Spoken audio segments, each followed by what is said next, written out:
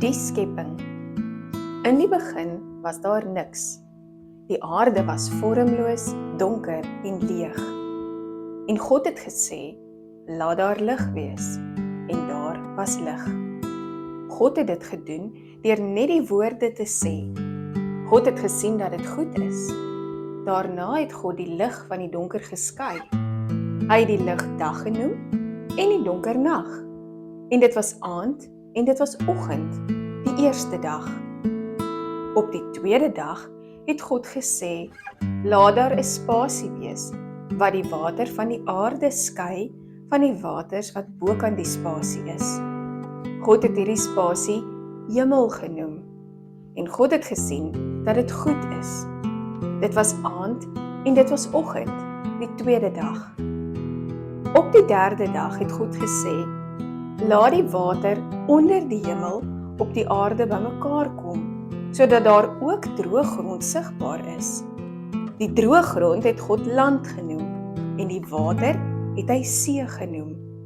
God het gesê, laat daar plante, bome en blomme op die aarde groei. Die bome en blomme het vrugte en saadjies gedra, elkeen volgens sy soort.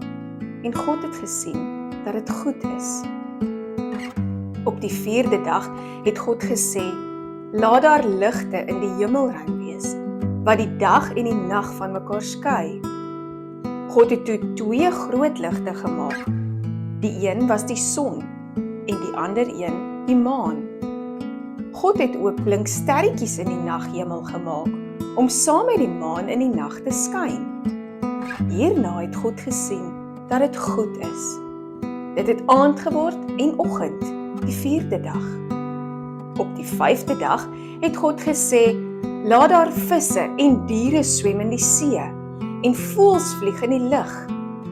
God maak toe blink visse, yslike walvisse, speelerige dolfyne, glibberige jellyvisse, slijmerige slakke en baie ander ongelooflike seediere, as ook pragtige kleurvolle voëls in die lug. God het al hierdie diere en voëls geseën, en hulle het sommer baie geword. Weer het God gesien dat dit goed is.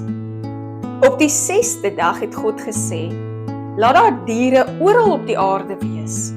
En God het mak en wilde diere gemaak, almal verskillend van mekaar. Grootes, kleintjies, langes en kortes, mak en wilde diere het hy gemaak.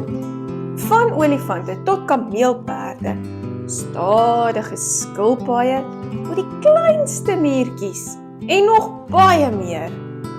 God het ook al die plaasdiere gemaak, van grassieuse perde, hoppende hasies tot piepklein piepende kuikentjies en nog baie meer. Laaste het God die mens gemaak, volgens God se eie beeld. En God het vir die mens gesê om hierdie pragtige wêreld, diere, voëls en visse mooi te versorg. En God het gesien dat dit goed is.